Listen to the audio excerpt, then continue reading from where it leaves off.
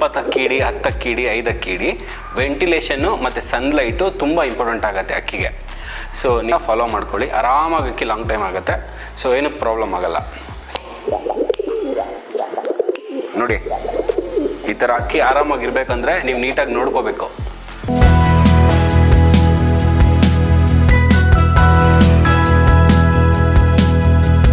ಎಲ್ಲರೂ ಹೇಗಿದ್ದೀರಾ? ಚೆನ್ನಾಗಿದ್ದೀರಲ್ವಾ? ಹಾಗಾದರೆ ಎಸ್ ಅಂತ ಕಮೆಂಟ್ ಮಾಡಿ. ಆ್ಯಸ್ ಯೂಶ್ವಲ್ಲು ನಿಮಗೆ ಟೈಮ್ ಇದ್ದು ಫ್ರೀ ಇದ್ದರೆ ಮಾತ್ರ.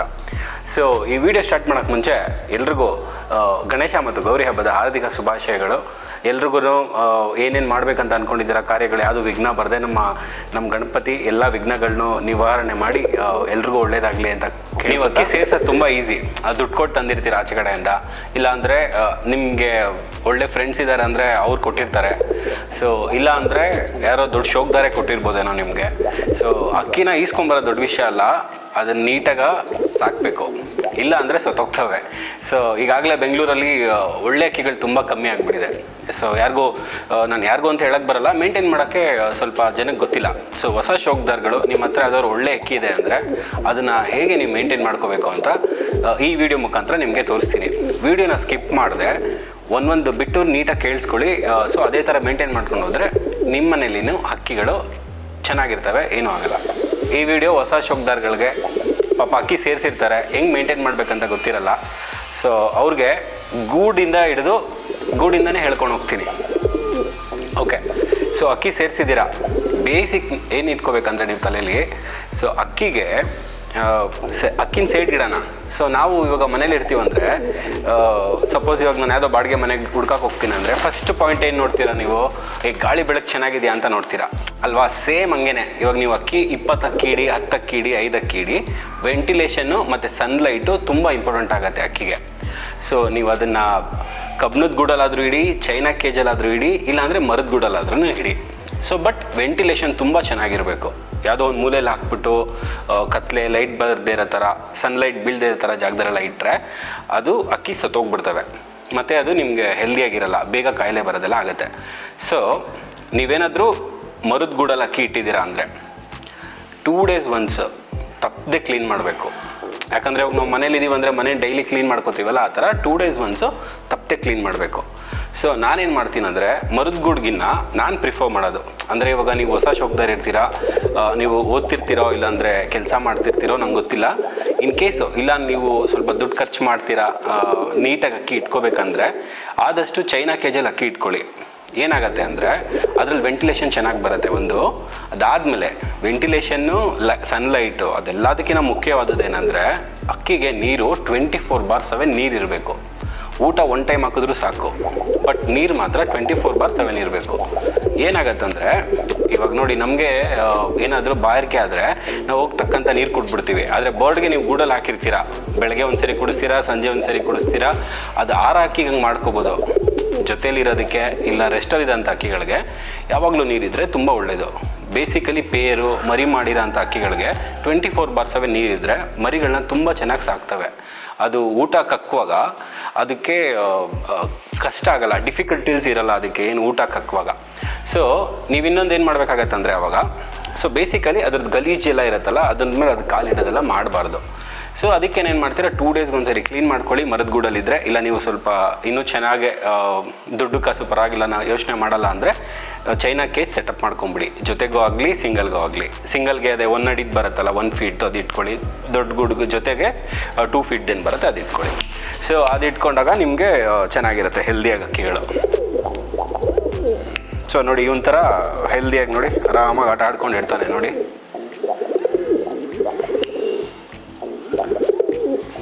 ಮಜಾ ಇದೆ ಅಲ್ಲ? ಸೊ ಹಂಗಿರುತ್ತೆ. ಅಲ್ಲಿ ಹೋಗ್ಬೇಡಮ್ಮ, ಇಲ್ಲೇ ಇರೋ, ಹೋಗ್ಬೇಡ ಚಿನ್ನ, ಹೋಗಲ್ವಾ? ಹೋಗಮ್ಮ, ಆಯಿತು, ಇಲ್ಲೇ ಇರ್ತೀಯಾ? ಇಲ್ಲೇ ಇರಮ್ಮ. ಓಕೆ, ಸೊ ಅಕ್ಕಿಗಳಿಗೆ ನಾನು ನಿಮಗೆ ವೆಂಟಿಲೇಷನ್ ಅದೇ ಜಾಗ ಹೆಂಗಿರ್ಬೇಕಂತ ಹೇಳಿದ್ದೀನಿ, ಗೂಡು ಯಾವ ಥರ ಇದ್ದರೆ ತುಂಬ ಒಳ್ಳೇದು ಅಂತ ಹೇಳಿದ್ದೀನಲ್ವಾ.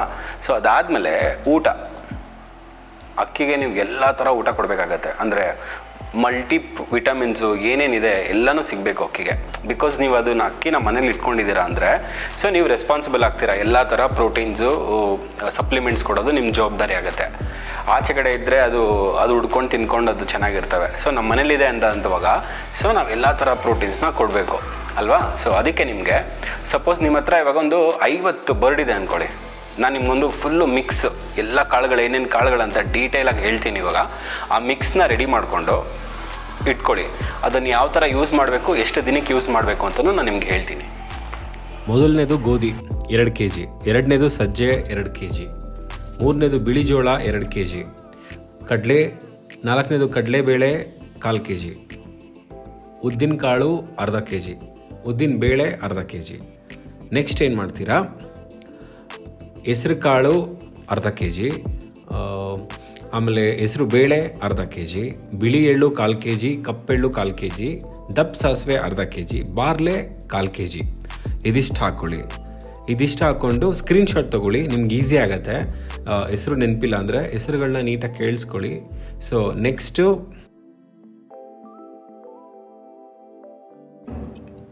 ಆರ್ಕ 1/4 kg, ನವಣೆ 2 kg,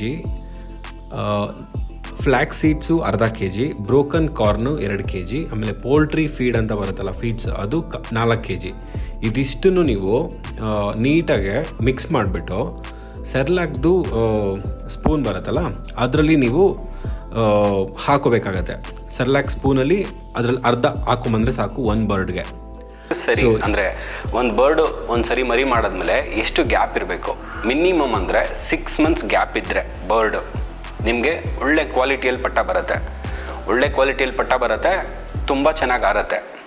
ನೀವು 4-5 ಜೊತೆ ಇಲ್ಲಾಂದರೆ 6 ಜೊತೆ ಪಟ್ಟಗಳನ್ನ ಮಾಡಿಸ್ಕೊಂಬಿಟ್ರೆ ಅದು ಕ್ವಾಲಿಟಿ ಕಮ್ಮಿ ಆಗಿಬಿಡುತ್ತೆ. ಆಮೇಲೆ ಅಪ್ಪ ಅಮ್ಮನೂ ತುಂಬ ವೀಕ್ ಆಗಿಬಿಡುತ್ತೆ. ನೀವೆಷ್ಟೇ ಚೆನ್ನಾಗಿ ಫುಡ್ ಕೊಡಿ, ಏನೇ ಕೊಡಿ, ಸೊ ಮರಿ ಮಾಡ್ತಾ ಅದ್ರದ್ದೆಲ್ಲ ಅದು ಸ್ಟ್ರೆಂತಿಂದ ಹಿಡಿದು ಎಲ್ಲನೂ ಹೋಗ್ಬಿಡುತ್ತೆ. ಸೊ ನೀವೆಷ್ಟೇ ಜೊತೆ ಮಾಡಿಸ್ಕೊಂಡ್ರು 6 months ಗ್ಯಾಪ್ ಕೊಟ್ಬಿಟ್ರೆ ತುಂಬ ಒಳ್ಳೆಯದು. ಬರ್ಡು ಚೆನ್ನಾಗಿರುತ್ತೆ, ಕ್ವಾಲಿಟಿ ಪಟ್ಟಗಳು ಬರುತ್ತೆ ನಿಮಗೆ. ಬೇಸಿಕಾಗಿ ಅದು ತಿಳ್ಕೊಂಬಿಡಿ.